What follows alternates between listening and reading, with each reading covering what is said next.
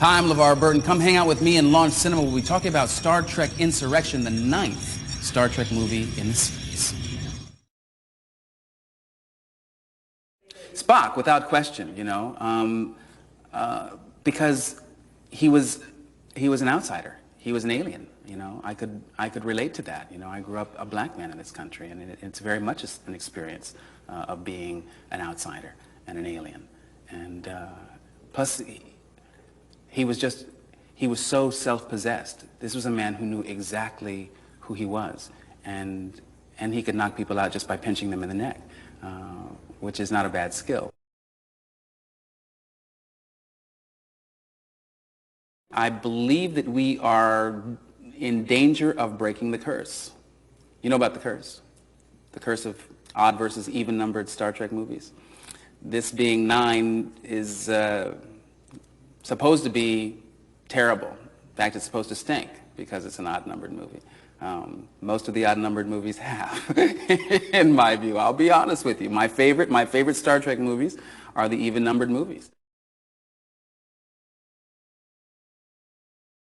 They had this idea, this sort of concept of Jordy as, I guess because he's the youngest member of the family, they thought it would be cute to have him be uncomfortable around women. It was never a part of his character development that I agreed with, approved of, or even enjoyed playing. I'll be really honest with you. I always thought it was stupid.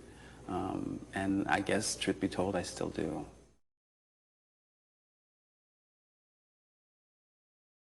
Surely in the 24th century, if we can do all of these amazing things, we can put that friggin' banana clip in a smaller, more microscopic version. And so finally we have. The producers always argued that the visor was one of the ways that we sold the audience on the idea of the technological sophistication of the 24th century. And I suppose that that's true. I also know that it's really, it's a sin to cover an actor's eyes. If you're ever on a Star Trek set, you will always hear the actors complain about their spacesuits. I hate my spacesuit is sort of like a mantra for us. I hate my spacesuit, I hate my spacesuit, I hate my spacesuit. It's true. That's pretty good. Well, because there are no pockets. There are no pockets, and apparently in the 24th century there are no zippers either. And so it makes not only getting in and out of them difficult, but standing around in a comfortable position impossible.